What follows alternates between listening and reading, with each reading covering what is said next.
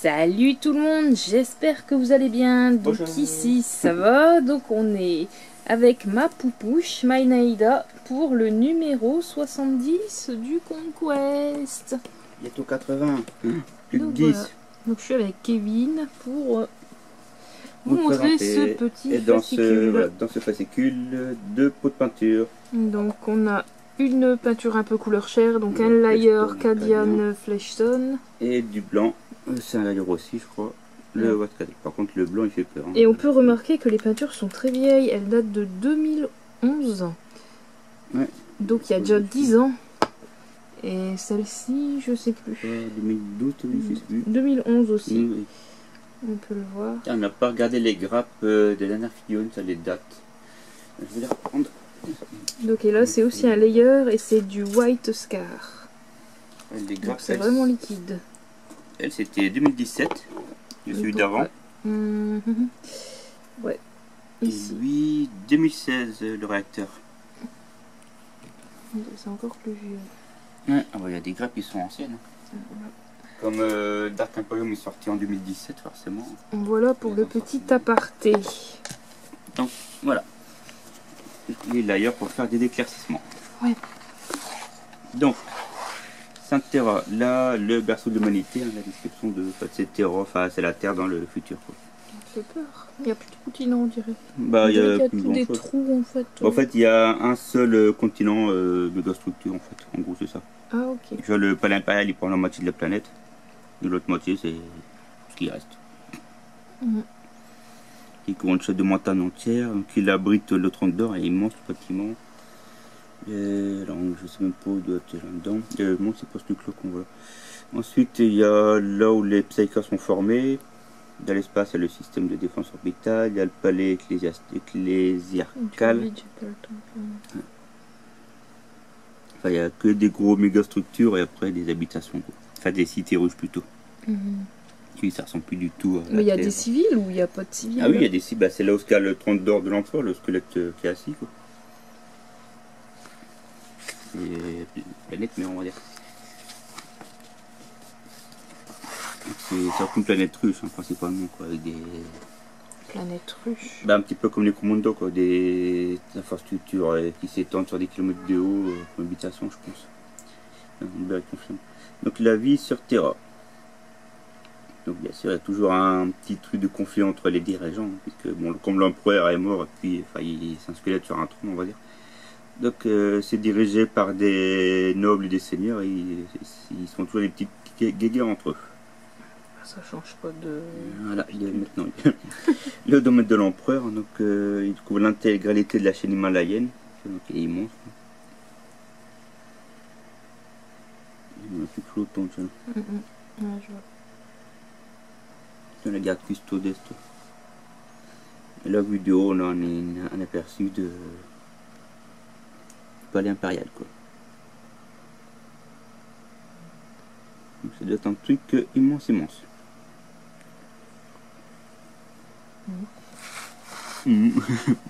Ensuite, la hiérarchie de l'Imperium. Donc on a l'Adestus Astra Telepatica, tout ce qui gère au niveau Psyker ici. Et bah, c'est tout ce qui fait le recrutement, je pense. La Ligue des vaisseaux noirs, c'est ceux qui ratissent la galaxie pour chercher tout humain ayant des capacités psychiques. Ils les testent, ils les forment, ou sinon ils sont récupérés puis ils sont envoyés à l'abattoir pour alimenter l'empereur. Ici, en gros. Ensuite, la Navi Nobi, donc bah, ça c'est en fait la flotte, hein, la flotte impériale normalement.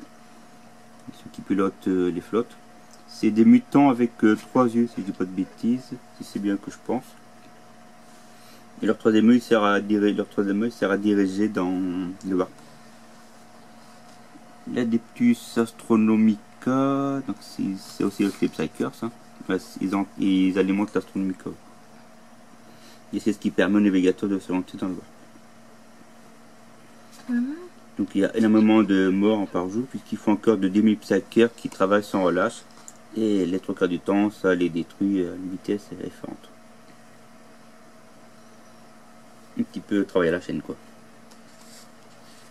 Et donc on se rend compte que le Warhammer 40 000 c'est un univers quand même assez chaotique, assez glauque et tout. Pour les humains, standard. Ouh, il y a un pot qui mord. C'est bien qu'il s'est pas ouvert. Papy. Il verra quand tu auras mon âge. Les libres marchands, bah, c'est des marchands.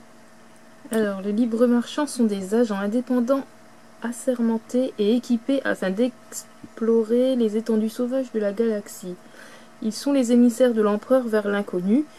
Ils ont carte blanche pour négocier, soumettre, marchander ou détruire afin de satisfaire besoins de l'Imperium en information, en territoire, en artefacts Xénos et en matières premières. Certains de ces libres marchands, comme Janus Drake et Elucia Run, désolé pour mon accent pourri, sont devenus célèbres pour leurs aventures aux confins de la galaxie et inspirent autant le respect que la peur.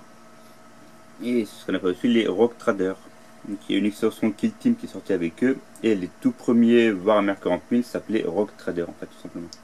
Pour la petite anecdote. Donc c'est un terme qui est assez vieux dans 40 000 et qui est toujours utilisé de nos jours. En gros, c'est l'explorer un petit peu qui découle les nouveaux continents, quoi. Ils partent en exploration, ils conquièrent des nouvelles planètes pour le nom de l'empereur. Et puis, ils ont des pleins pouvoirs à dire pour les faire à leur manière, quoi. Ou gentiment, pacifiquement, ou sinon, bah, vous voulez pas être avec nous, bah, on vous extermine, on prend ce qui reste. Voilà un petit peu le résumé. Les gouverneurs planétaires, bah, c'est les dirigeants du coup des planètes. Hein. Tout simplement. L'Adeptus Arbitres. C'est rien, c'est tout. Tiens. Alors, Adeptus Arbitres, les Arbitators Et les juges de l'Adeptus Terra. En fait, c'est un petit peu la police, quoi. font respecter la loi impériale dans une galaxie de désordre. Ils maintiennent l'ordre d'une manière stricte et totalement implacable. Ils font appliquer à la lettre les lois qui sont promulguées au point d'agir avec fanatisme et aveuglement. Ceux qui osent enfreindre les lois s'exposent à un châtiment extrêmement brutal. Est-ce que tu as déjà vu Juge Dredd? Non, je connais pas. Ah, bah, c'est un film avec Travolta, si je dis pas de bêtises. Je connais pas. Non. Non, pas Travolta, Stallone. Sylvester Stallone, vous connaissez. Mhm. Et Juge Dredd, en fait, il est juge, bourreau et avocat occupé tout le temps. Donc c'est un petit peu le même principe, quoi. Ils peuvent appliquer la loi directement, les sentences directement. Et ensuite, il y a l'Officio Assassinorium. Les assassins, en fait. L'officine des assassins est une part vitale mais méconnue de l'Imperium. Les nombreux temples qui constituent cette mystérieuse organisation sont voilés de mystère. Ils entraînent des tueurs chevronnés qui frappent sans être vus et donneront jusqu'à leur dernier souffle pour mener à bien leur mission. Seuls les hauts seigneurs de Terra peuvent autoriser le déploiement d'un assassin et ils ne leur font que pour éliminer les pires menaces avec l'Imperium. On dit s'il y a un gouverneur planétaire qui fait un petit peu n'importe quoi, qui n'obéit pas, et ben il y a un assassin qui va digouiller. C'est cool. Là. Enfin bref. Façon de parler, c'est cool. Les escouades d'assaut, donc c'est des espaces marines avec des trucs dorsaux, tout simplement. D'accord. Appui rapproché, réacteur dorsal et contrôle soleil généralement. Et il y a l'équivalent dans le chaos, les rapaces, on les appelle dans le chaos. Voilà, ici, un de réacteurs dorsal. En fait, c'est leur pack dorsal qui est mis en tant que réacteur. Donc, réacteur dorsal MK7 modèle Mars. Ouais. Et chaque chapitre en a une compagnie. Ici un Dark Angel. Ça leur permet de voler, en gros. Ouais, ils volent pas non plus très haut, mais ça leur permet de pouvoir faire des grands bonds. En gros, voilà, c'est un petit peu le principe. Ils peuvent arriver plus rapidement. S'il y a un pont qui est effondré, ils peuvent passer au-dessus de la rivière avec ça. Ici, les Blue Angels. Ou bien si le vaisseau arrive en stratosphère, ils peuvent descendre à partir de là sans que le vaisseau ait besoin de se poser. Quoi. Ils ouvrent la soute et ils sont directement comme les son parachute. D'accord, ok. Et les squads, on va dire, aéroportés. Ensuite, les squads d'assaut sont, je sais pas, j'en ai jamais eu. C'est en fait des très grosses machines dans, il y a un espace marine dans une très grosse armure. En fait. On dirait une foreuse ce truc. Ouais, c'est un petit peu le principe. C'était à la base pour des trucs, forêt, des nouveaux, c'est ça.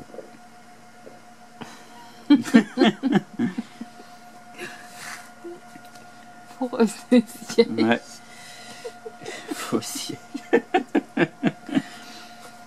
Force de siège, lance-flamme, fuseur, bolter hurricane, lanceur d'assaut.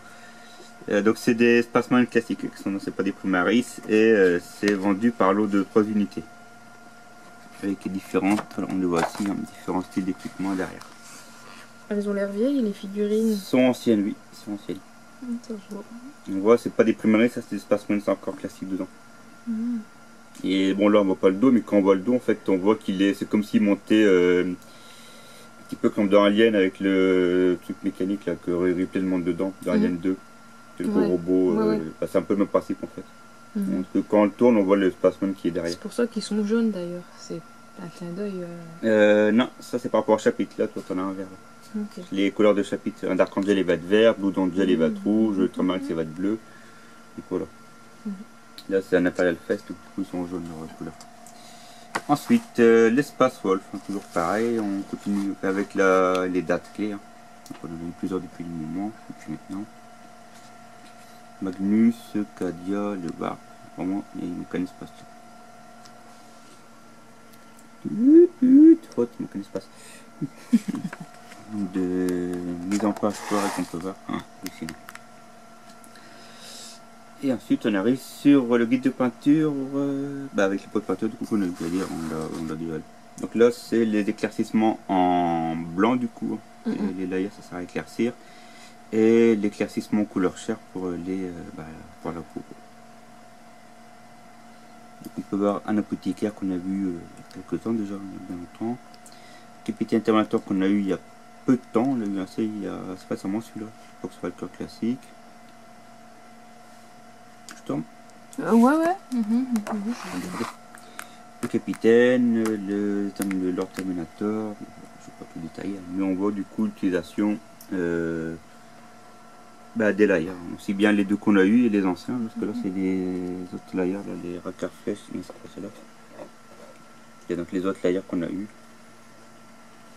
associés avec.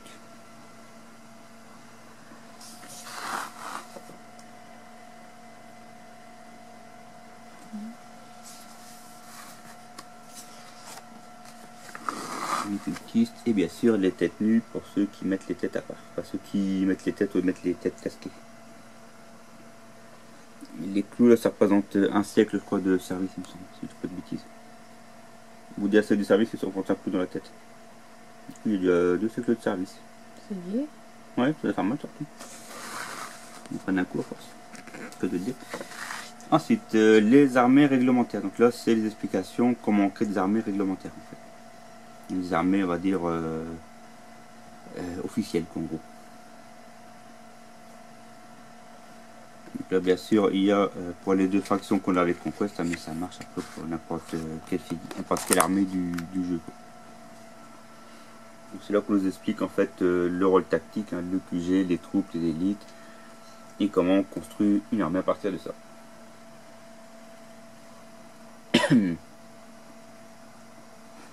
Donc ça dans les codex ils reviennent dessus assez récemment, assez couramment. Ensuite la mission. Donc, mission 21, c'est un tutoriel. On était arrivé à la mission 50, on est arrivé à la mission 21, un petit bug, donc c'est un tutoriel, c'est pas une mission. Donc ça sert justement pour utiliser on voit justement les feuilles d'armée réglementaires comme elles sont. Donc le seigneur des guerres, donc le capitaine, la puissance totale de la force, le nom de l'armée, le nom de la faction Ultramarines. Ensuite les détachements avec la description des troupes.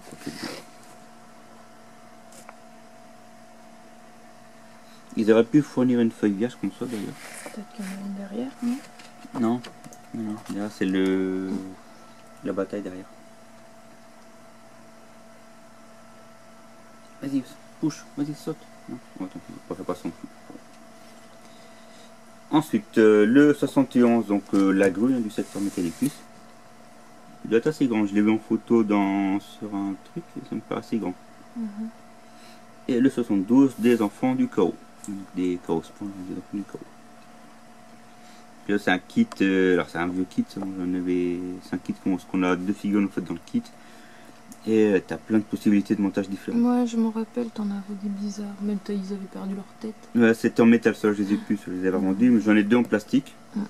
Et du coup, bah, j'en aurai 4. Quoi. Donc, je les ressortirai à ce moment-là pour montrer à quoi ça ressemble et pour pas les faire en double. Statistiquement, c'est assez rare de faire des doublons avec le nombre de chauves qu'on a. Ouais. Donc voilà, pour les Conquest. Et là, on va faire Mortal Realm parce qu'on a du retard. Donc j'espère que ce numéro 70 voilà. vous aura plu. On dit à la prochaine pour le prochain numéro. Salut! Au revoir!